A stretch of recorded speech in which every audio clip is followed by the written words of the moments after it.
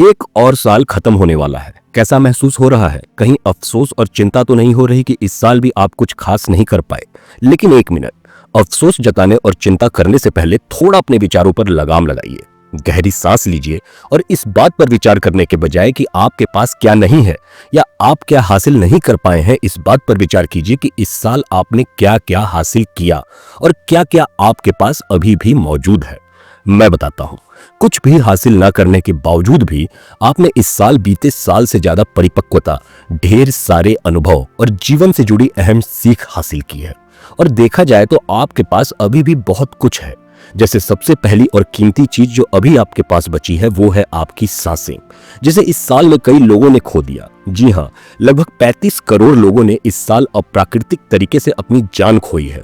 ऐसे में अपने चल रही सांसों के लिए इस ब्रह्मांड को धन्यवाद कीजिए। फिर दूसरी सबसे कीमती चीज है भोजन। क्या इस साल आप 3 समय के भोजन का इंतजाम कर पाने में सक्षम रहे हैं? अगर हाँ, तो सबसे पहले स्वयं को शाबाशी दीजिए, क्योंकि इस साल लगभग 74 करोड़ लोगों के पास खाने की भी व्यवस्था नहीं थी। इसके साथ ही अपने परिवार वालों के, अपने अजीज दोस्तों के बारे में सोचिए, जो आज स्वस्थ हैं, खुश हैं और आपके साथ नए साल में प्रवेश करने के लिए तैयार हैं। क्योंकि इस साल लगभग 200 करोड़ लोगों ने किसी न किसी हादसे में अपनों को खोया है। और अगर आपके सर पर छत और सोने के लिए बिस्तर है, तो यह भी आपकी एक शानदार उपलब्धि है। क्योंकि आज इस पृथ्वी पर लगभग 15 से 20 करोड़ लोग बेघर हैं। और आपको अगर पढ़ने लिखने आता है तो इस क्षेत्र में भी आप पूरी दुनिया में लगभग 115 करोड़ लोगों से आगे हैं। अब जरा सोच कर देखिए, अगर आप अभी जीवित हैं, आपके पास भोजन है, आपका ख्याल रखने वाले परिवार और दोस्त हैं, रहने के लिए घर और सोने के लिए बिस्तर है, आपको पढ़ना लिखना भी आता है, तो आप ऑटोमेटिकली लगभग इस संसार के 9% लोगों से आगे हैं। 9% बेशक गिनती में थोड़ा कम लग रहा होगा, लेकिन अगर इन्हें नंबर्स में देखा जाए तो कुछ खास न करते हुए भी आप इस दुनिया के लगभग 100 करोड़ लोगों से आगे हैं। आप उस जगह पर हैं जहां यह 100 करोड़ लोग पहुंचने के लिए जद्दोजहद कर रहे हैं, मेहनत कर रहे हैं और आपकी तरह जिंदगी जीने का सपना देख रहे हैं। अब जब इतना कुछ आपके पास पहले से ही है, तो क्यों ही अफसोस जताना और क्यों ही चिंता करना? लेकिन नहीं, आप करेंगे। आप जबरदस्ती का परेशान होंगे, काल्पनिक डर में जीवन बिताएंगे, मानसिक रूप से बीमार हो जाएंगे। क्यों? क्योंकि आपके मन में बैठ चुका है कि जिंदगी आसान नहीं होती है। और आपकी यही सोच आपके सारे परेशानियों की, सारे चिंता की जड़ है। इसी के वजह से आप कुछ कर नहीं पाते हैं, क्योंकि जब आपके जीवन में कोई अच्छी चीज आसानी से होने वाली होती है या हो रही होती है, तो पलटकर आप खुद के ही काबिलियत पर शक करते हुए पूछते हैं कि यह इतनी आसानी से कैसे हो सकता है, जबकि जिंदगी तो आसान है ही नहीं। अरे भाई, जिंदगी ही है, किसी हॉस्पिटल का आईसीयू वार्ड नहीं कि हर वक्त परेशान होना, चिंता करना, सीरियस रहना जरूरी है। इतना मत सोचिए, हर पल का आनंद जी भर के लीजिए, ठीक वैसे जैसे बचपन में लिया करते थे। क्योंकि जब हम बेवजह की चिंता करते हैं, काल्पनिक डर से भयभीत होते हैं, तो हम जी नहीं रहे होते, बल्कि जीवन काट रहे होते हैं। क्या आप वाकई में जीवन काटने के लिए इस पृथ्वी पर जन्म लिए थे? अरे, आपका जीवन इस प्रकृति द्वारा दिया गया सबसे सुंदर उपहार है। जैसे साल में 1-2 बार हम वेकेशंस पर घूमने जाते हैं, वैसे ही हमारी आत्मा को इस पृथ्वी पर वेकेशन मनाने के लिए भेजा जाता है। अब जब वेकेशन पर आप सारी चिंता को पीछे छोड़कर, सारे काम टेंशन को भूलकर एंजॉय करते हैं, तो इस संसार के सबसे बड़े वेकेशन को हल्के में कैसे ले लेते हैं? कल्पना कीजिए कि आप एक अच्छी स्पोर्ट साइकिल लेकर पहाड़ी क्षेत्र में एंजॉय करने गए हैं, जहां टेढ़े मेढ़े रास्ते हैं, ढेर सारे उतार चढ़ाव हैं, भयावह मोड़ हैं, लेकिन आपको साइकिलिंग करने में मजा आ रहा है। उस एडवेंचर के एक एक पल को आप एंजॉय कर रहे हैं, और जब आप अपने राइड को पूरा करके अपने मंजिल पर पहुंचते हैं, तो आपको एक असीम संतुष्टि का एहसास होता है। अपना उद्देश्य पूरा करके उस सफर के सार्थक होने का एहसास होता है। ठीक इस एडवेंचरस साइकिलिंग की तरह ही हमारा जीवन भी है, जो ढेर सारे जाने अनजाने एडवेंचर से भरा हुआ है। जहां पहाड़ पे आने वाले उतार चढ़ाव की तरह ही हमारे जीवन में आने वाले सुख और दुख हैं, और हमें इसका मजा बिना परेशान हुए, बिना चिंतित हुए, भयमुक्त होकर लेना चाहिए। लेकिन इस आसान और मजेदार जिंदगी को लोगों ने फिलॉसफी झाड़ झाड़ कर कॉम्प्लिकेटेड बना दिया है, जहां लोग बेवजह ज्यादा परेशान होते हैं और असल डर से ज्यादा काल्पनिक डर में जीते हैं। लोग उसकी चिंता ज्यादा करते हैं जो कभी हुआ ही नहीं है और भविष्य में उसके होने की संभावना भी ना के बराबर है। उदाहरण के लिए, मान लीजिए आपका एग्जाम आने वाला है और आपने उसकी तैयारी बिल्कुल भी नहीं की है, तो ऐसे स्थिति में आपके पास 2 विकल्प होते हैं। पहला, अभी इसी वक्त से जितना वक्त बचा है आप जमकर तैयारी कीजिए और पास हो जाइए। और दूसरा, जिस क्षण आपको यह एहसास हुआ कि आपकी तैयारी नहीं है, उसी क्षण आप स्वयं से यह सवाल पूछ लीजिए कि अगर मैं फेल हो गया तो। आप यकीन नहीं करेंगे, लेकिन स्वयं से यह सवाल पूछते ही आपका फेल होना निश्चित हो जाएगा। क्यों? क्योंकि आपका नकारात्मक मन आपको काल्पनिक डर के जाल में फंसाने लगेगा। जैसे अगर मैं फेल हो गया तो समाज को कैसे मुंह दिखाऊंगा, या लोग मेरे बारे में क्या सोचेंगे, या मेरे सारे दोस्त आगे चले जाएंगे और मैं वहीं का वहीं रह जाऊंगा, या फिर रिश्तेदार तो मेरा मजाक बनाकर रख देंगे। और ऐसे ना जाने कितने नकारात्मक ख्याल आपको इतना नीचे दबा देंगे कि एग्जाम देने से पहले ही आप फेल हो जाएंगे। अरे जो आपको चाहिए ही नहीं, उसके बारे में सोचना ही क्यों है? इसके अलावा ज्यादातर लोगों की जिंदगी तो कुछ नए नवेले सो कॉल्ड मोटिवेशनल स्पीकर्स ने बर्बाद करके रखी है, जो चिल्ला चिल्ला कर बोलते हैं कि अपने पैशन को अपना प्रोफेशन बना लो, अपने हॉबी को अपना काम बना लो, काम वही करो जिसे करने में मजा आता है, या फिर अगर तुम्हें अपने काम से प्रेम नहीं है तो अभी इसी वक्त उस काम को छोड़ दो, जीवन आसान हो जाएगा। पर इसके आगे वो यह नहीं बताते कि आखिर कैसे। और इतना सुनते ही लोग जो कर रहे होते हैं, जिससे उनके घर की रोजी रोटी चल रही होती है, उसी को छोड़कर अपने मनपसंद काम को करने लगते हैं। और कुछ दिन बाद जब वो सफल नहीं होते तो आने वाली पीढ़ी को बताते हैं कि जिंदगी आसान नहीं होती है। अब मान लीजिए कि आपकी हॉबी घर के रेफ्रिजरेटर में सब्जियों को सजाकर रखना है, तो सोचकर देखिए इसे आप अपनी आजीविका कैसे बना पाएंगे। भला कौन आपको अपने घर के रेफ्रिजरेटर में सब्जियां सजवाने के लिए बुलाएगा और उसके बदले में पैसा देगा? मेरे ख्याल से तो कोई नहीं। तो ऐसे में शब्दों के माया जाल में मत फंसिए। हाँ, अगर आपकी हॉबी आपका काम बन जाए तो इससे अच्छी बात कुछ और हो ही नहीं सकता है। लेकिन अगर आपके हॉबी से होने वाले काम की मार्केट में डिमांड ही नहीं है, तो आप पैसे कैसे कमाएंगे, अपना घर कैसे चलाएंगे? अब अगर आप यही सवाल उन नए नवेले मोटिवेशनल स्पीकर से पूछेंगे तो वो पलट कर यही बोलेंगे कि जीवन में पैसे का महत्व तो उतना ही है जितना कार में पेट्रोल का। अब आप जरा एक कार के लिए पेट्रोल का महत्व समझ कर देखिए। अरे भाई, वो पेट्रोल कार के सांस की तरह होता है जो उसे जीवित रखता है। ठीक वैसे ही पैसा भी है, जिसके बिना आपको शायद कोई ध्यान से देखेगा नहीं, सुनेगा नहीं। क्योंकि आज के इस दौर में लोगों के सफलता का मापदंड ही उनका पैसा तय करता है। मैं यह नहीं कह रहा कि कुछ भी कीजिए लेकिन पैसा कमाइए, लेकिन मैं यह जरूर कहूंगा कि कुछ सही काम कीजिए और पैसे बनाइए। अपने जीवन में इनकम के कम से कम 2 से 3 सोर्स रखिए, क्योंकि पैसा वाकई में जीवन को आसान बनाता है। विचार करके देख लीजिए। मैंने कई महानुभावों को यह भी बोलते हुए सुना है कि पैसा क्या है, हाथ की मैल ही तो है, इससे आंतरिक शांति नहीं खरीदी जा सकती, या फिर यह सच्चा सुख नहीं है। तो मैं उन्हें यह बताना चाहता हूं कि खाली पेट दिमाग भी सिर्फ इसी जद्दोजहद में लगा रहता है कि किसी तरह से एक वक्त की रोटी का इंतजाम हो जाए। इसके अलावा उसे और किसी सुख या शांति के बारे में कुछ सोचने या करने का मौका ही नहीं मिलता है। आमतौर पर ज्यादातर लोग नए साल में नए नए रिजोल्यूशंस बनाते हैं, जिनमें से सबसे ज्यादा प्रचलित होता है मैं 1 तारीख से जिम जाऊंगा, मैं कोई भी नशे का सेवन नहीं करूंगा, मैं कोई नई स्किल सीखूंगा। और ऐसे न जाने कितने अतरंगी रिजोल्यूशंस होते हैं। याद करके देख लीजिए, यह साल अभी खत्म होने वाला है। इसके शुरुआत में भी आपने कोई ना कोई रिजोल्यूशन जरूर बनाए होंगे, और फिर आने वाले साल के लिए भी बनाने के प्रोसेस में होंगे। कहां तक सफल हुए आप? अगर हुए तो दिल से मुबारकबाद, और आप फिर से इस पृथ्वी के कम से कम 500 करोड़ लोगों से आगे हैं। लेकिन नहीं हुए तो क्या आपने सोचा कि आप सफल क्यों नहीं हो पाए? सबसे सामान्य कारण यही है कि अपनी आदतों को बदलने की शुरुआत तो हम बहुत जोशो खरोशों के साथ करते हैं और लगभग 1 महीने तक अनुशासन के साथ उस पर कायम भी रहते हैं, लेकिन 1 महीने बाद ही बोर होकर हम उसे छोड़ देते हैं और फिर बाकी 11 महीनों को नजरअंदाज करते हुए सीधे अगले साल फिर से उस आदत को मेंटेन करने का स्वयं से वादा करते हैं। किसे बेवकूफ बना रहे हैं और क्यों? क्योंकि आपके दिमाग में यह बैठ चुका है कि नया साल आएगा, नया बहार लाएगा, नया बदलाव होगा और हम भी अपना जीवन इसी में बदल लेंगे। देखिए, अच्छी और सार्थक जिंदगी जीनी है तो सबसे पहले तो आप यह साल दर साल जीने की परंपरा छोड़ दीजिए।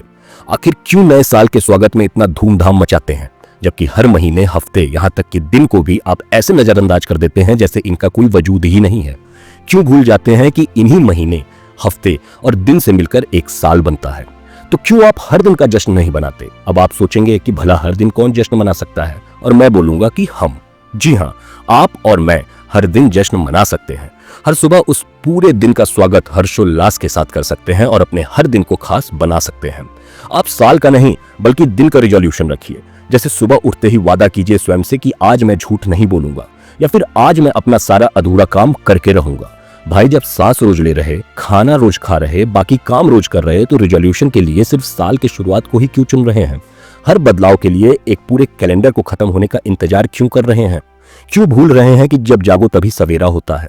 यकीन कीजिए, जितना जल्दी आप यह समझ लेंगे कि कैलेंडर पर बदलने वाला साल हर आम दिनों में से ही एक है, उतने ही जल्दी आपकी जिंदगी बेहद आसान हो जाएगी। और अगर नए साल में घुसने के बाद कुछ अलग और नया करना ही है तो सबसे पहले शुरू के 3 दिन कुछ न करते हुए हर पल, हर सेकंड, हर माहौल का आनंद लीजिए। ध्यान रहे, इन 3 दिन आपको कुछ भी नहीं करना है। कुछ भी नहीं मतलब कुछ भी नहीं। ना आपको सोचना है, ना आपको चिंता करनी है, ना कोई काम करना है, बस फ्लो के साथ बहना है। अब बताइए, क्या अभी भी आपको अफसोस और चिंता हो रही है कि आप स्वयं को इस साल में किसी काबिल नहीं बना पाए, कुछ खास हासिल नहीं कर पाए? तो चलिए थोड़ा और गहराई में चलते हैं। आखिर चाहते क्या हैं आप? किसी कॉम्पिटिटिव एग्जाम की तैयारी कर रहे हैं या जॉब में प्रमोशन की तलाश में हैं? अपना स्टार्टअप शुरू करना चाहते हैं या फिर बिंदास जिंदगी जीना चाहते हैं या फिर लोगों की मदद करके सुकून का एहसास लेना चाहते हैं? खैर, आप जो भी चाहते हैं उसे हासिल करने का सबसे बेहतर तरीका एक ही है, और वो है बिना किसी चिंता, भय, आत्मग्लानि और फिल्टर के अपने अंतर्मन से बात करना। जी हाँ, आप जो भी हैं, जैसे भी हैं, आपका अंतर्मन आपके बारे में बखूबी जानता है। तो सबसे पहले आप स्वयं को स्वीकार करके अपना आकलन कीजिए। जैसे आप आज जहां हैं और आप जहां पहुंचना चाहते हैं, इन दोनों के बीच की दूरी को खत्म करने के लिए किन किन संसाधन, कौशलता और ज्ञान की जरूरत है, उसका आकलन कीजिए। उदाहरण के लिए, जैसे आप ग्रेजुएशन करके जॉब कर रहे हैं और आप यूपीएससी क्लियर करके आईएएस ऑफिसर बनना चाहते हैं, तो बिना कुछ जाने समझे तैयारी शुरू करने से पहले आपको सुनियोजित तरीके से मंथन करना होगा। जैसे क्या आपके घर की आर्थिक स्थिति आपको इस बात की इजाजत देती है कि आप अपनी नौकरी छोड़कर तैयारी कर सकते हैं, या फिर आपको नौकरी करते हुए ही तैयारी करनी होगी? फिर सोचिए कि क्या आपकी नौकरी आपको चैन से रोज 4 से 5 घंटे पढ़ने की आजादी देगी? अगर हाँ, तो आपको फिर अपने इस सपने के बारे में सोचना चाहिए और प्लान बनाकर अपने सफलता को हासिल करने में जुट जाना चाहिए। और अगर नहीं, तो उस सपने के पीछे अपना समय, रुपया और ऊर्जा व्यर्थ करना छोड़ दीजिए। मुझे यकीन है कि ऊपर वाले ने इससे भी अच्छी योजना आपके जीवन के लिए बनाई होगी। अब आप यह सवाल किसी भी सपने के लिए पूछकर खुद को अंदर से क्लियर कर सकते हैं। बस आपको यूपीएससी की जगह अपने उस महान सपने को रखकर स्वयं से सवाल करना है। फिर इससे फर्क नहीं पड़ता कि आप एक खिलाड़ी बनना चाहते हैं या कलाकार बनना चाहते हैं, आप एक सीए बनना चाहते हैं या फिर नेता बनना चाहते हैं। बस ध्यान रहे, अपने सपने को पूरा करने के मैदान में उतरने से पहले स्वयं से सवाल पूछकर स्वयं का आकलन करना बेहद जरूरी है। कई लोग इस बात से भी नाराज हैं कि ऊपर वाले ने उनके साथ नाइंसाफी की है, गलत किया है। जैसे किसी के प्रिय को उनसे छीनकर, या फिर किसी को कोई बीमारी देकर, या फिर किसी को बेरोजगार बनाकर। और जब उनसे कहा जाता है कि जो होता है वो अच्छे के लिए होता है, तो लोग पूछते हैं कि इसमें अच्छा क्या है। लेकिन यकीन कीजिए, किसी को ऐसे असहनीय दुख दर्द भी यह प्रकृति योजनाबद्ध तरीके से देती है। इसके पीछे कोई ना कोई बहुत बड़ा कारण होता है, जिसका अंदाजा हमें एक निश्चित समय के बाद होता है।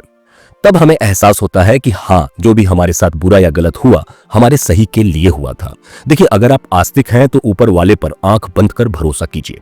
स्वयं को पूर्ण रूप से उनके चरणों में समर्पित कर दीजिए। ऐसा करते ही आपका सरोकार चमत्कारों से होने लगेगा। और अगर आप नास्तिक हैं तो ठीक यही सब आप इस प्रकृति के साथ कीजिए। आप स्वयं को इस प्रकृति के प्रति समर्पित कर दीजिए और आपको भी उसी चमत्कार से सरोकार होगा जो आस्तिक लोगों को होता है। क्योंकि ऊपर वाले के लिए हम सब एक हैं। उसके नजर में हम सब एक जान हैं, एक जीव हैं, जिन्हें उसी ने इस संसार में किसी महान उद्देश्य के लिए भेजा है। और वो जब एक रेंगने वाले कीड़े को भी बिना किसी वजह से यहाँ नहीं भेजता, तो सोच कर देखिए, हम लोग तो बुद्धिजीवी इंसान हैं। बस हमें अपने उस महान उद्देश्य को पहचानने की देरी है। ऐसे में सुनिश्चित कीजिए कि आपका जीवन व्यर्थ ना हो, आप किसी के लिए कभी समस्या ना बने, आपको देखकर लोगों में साहस आए, आप हमेशा लोगों की मदद यथाशक्ति करने के लिए तत्पर रहें। ध्यान रहे, गलत काम करते वक्त हम इंसानों की निगाहों से तो बच सकते हैं, लेकिन उस शक्ति की निगाह से नहीं बच पाएंगे जिसके दम पर हमारा अस्तित्व है। तो अगर यह गलतफहमी आपके अंदर है कि आपको कोई नहीं देख रहा, तो इसे अपने मन से अभी इसी वक्त निकाल फेंकिए। क्योंकि आपका कर्म तो बहुत बड़ी चीज हो गई। आप क्या सोचते हैं, आपका किसी काम को करने के पीछे इरादा क्या है, वो भी उस परम शक्ति को पता रहता है। इसलिए अपने मन को साफ और पवित्र रखना बेहद जरूरी है। इसके साथ आजकल सोशल मीडिया पर वीडियोस के माध्यम से कई नए प्रचलन देखने को मिल रहे हैं। जैसे एक राज्य से दूसरे राज्य के लोगों का नफरत करना, वो एक दूसरे को परेशान कर रहे हैं, किसी को कहीं भी पकड़कर उनसे उनके अस्तित्व का प्रमाण मांग रहे हैं। ऐसा करना अभी इसी वक्त रोकना होगा, वरना आपका हमारा समय तो गुजर जाएगा, लेकिन आने वाली पीढ़ी के लिए यह माहौल काफी कष्टदायी हो जाएगा। मत भूलिए कि यह सरहद, भाषा या संस्कृति से पहले हम सब इंसान हैं, जो कहीं ना कहीं किसी न किसी तरीके से एक दूसरे से जुड़े हुए हैं। मुझे आज जो कोई भी सुन रहा है उनसे हाथ जोड़कर गुजारिश है, बहुत मुश्किलों के बाद आज हम यहाँ तक पहुंचे हैं। हमारे पूर्वजों ने हमें यहाँ तक पहुंचाने के लिए काफी मशक्कत की है, तो उनके इस बलिदान को ऐसे व्यर्थ नहीं होने देना है। हमें शांतिपूर्ण समृद्ध संसार का निर्माण करना है। सिर्फ हाथ पर हाथ रखकर यह सोचना मात्र नहीं है कि कोई आएगा और सब कुछ सही कर देगा। क्या पता आपका जन्म ही इसी महान उद्देश्य को पूरा करने के लिए हुआ हो। अब आप एक काम कीजिए, सबसे पहले अपने दिमाग को पूरी तरह से खाली कर दीजिए। खाली करने का सबसे आसान तरीका है कि कम से कम घड़ी के कांटों को देखते हुए अगले 5 मिनट आपको कुछ भी नहीं सोचना है। एक बार खाली करने के बाद अब आप स्वयं से पूछिए कि आप क्या चाहते हैं, आपके जीवन का महान उद्देश्य क्या है। यकीन कीजिए, आपको आपका अंतर्मन जवाब जरूर देगा और वही जवाब यह तय करेगा कि आप वाकई में क्या चाहते हैं। एक बार इस जवाब के मिल जाने के बाद अब आप उन व्यक्तियों के बारे में सोचिए जो आपके जीवन में आशीर्वाद की तरह हैं, जैसे आपका परिवार, आपके दोस्त जो आपका भला चाहते हैं। यह लोग आपके जीवन में मात्र इंसान नहीं बल्कि ऊपर वाले के द्वारा दिए गए वरदान की तरह हैं। यही हैं जिनके लिए आप कुछ कर गुजरने का हौसला कायम कर पाते हैं। यही हैं जो आपके बुरे दौर में आपको साहस देते हैं। अब देखिए, काफी कुछ आंखों के सामने धीरे धीरे क्लियर हो रहा होगा। अब सोचिए कि आपके पास संसाधन क्या क्या है, आप किन किन वजहों से स्वयं को प्रिविलेज महसूस करते हैं। जैसे आपके पास घर है, इससे फर्क नहीं पड़ता कि आपका अपना है या किराए का है, बस सर पर छत होनी चाहिए। खाने को भोजन है, आप स्वस्थ हैं, आपके अंदर सोचने समझने की क्षमता है। अब इन सब के लिए आप जिस भी अदृश्य शक्ति पर विश्वास करते हैं, चाहे वो ऊपर वाला हो या यह ब्रह्मांड, उन्हें दिल से धन्यवाद कीजिए। उन्हें साफ साफ शब्दों में बताइए कि आपको उन पर पूरी तरह से यकीन है, वो आपके साथ कभी गलत नहीं होने देंगे। यहाँ तक कि आपके जीवन में आने वाली परेशानियां भी योजनाबद्ध तरीके से आपको आपके मंजिल के करीब पहुंचाने में मदद करती हैं। मुझे यकीन है कि अब आपकी सारी चिंता, घबराहट, भय कहीं गायब हो रहा होगा। आप काफी हल्का महसूस कर रहे होंगे। बस ये जो हल्का महसूस कर रहे हैं ना, इसी तरह पूरा जीवन जीना है। हर पल का मजा लेते हुए जीना है। क्या पाए क्या खोए इसके बारे में सोचे बिना इस यकीन के साथ जीना है कि जो होता है सिर्फ और सिर्फ अच्छे के लिए होता है। और हाँ, अगर कोई महान रिजोल्यूशन बनाना ही है तो आइए हम सब मिलकर इस कविता के माध्यम से आज एक रिजोल्यूशन पूरा करने का संकल्प लेते हैं। आप बस इसे मेरे साथ दोहराइएगा। इंसान था, इंसान हूं, इंसान ही रहूंगा, किसी लालच में पड़कर कभी हैवान नहीं बनूंगा। वादा है मेरा खुद से, कभी स्वयं को किसी धर्म, जाति, औहदे या लिंग से चिन्हित नहीं करूंगा। क्या छोटा क्या बड़ा, क्या लड़का क्या लड़की, इन सब से पहले हम सब एक पवित्र प्राण हैं। सरहद, भाषा और पहचान से भी पहले इंसानियत का सम्मान करूंगा। इस बात को आने वाली पीढ़ी के रग रग में भरूंगा। गलती से भी ईर्ष्या, द्वेष और नफरत न फैले इस ब्रह्मांड में, इन्हें रोकने की अंतिम सांस तक हर एक मुमकिन कोशिश करूंगा। दुख में किसी को देखकर उसकी मदद करूंगा। हर किसी के भावना की कदर करूंगा। जाने अनजाने में भी दिल न दुखे किसी का मुझसे, हर पल इस संकल्प को सुनिश्चित करूंगा।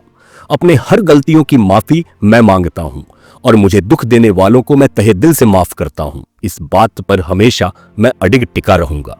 सामने वाले की तकलीफ को अपनी तकलीफ मानूंगा और उसे उससे मुक्त करने के लिए मैं सब कुछ करूंगा। मरते वक्त मरणशैया पर लेटे नहीं करना मुझे अफसोस। इस अफसोस से बचने के लिए मैं हर इंसान से प्रेम करूंगा।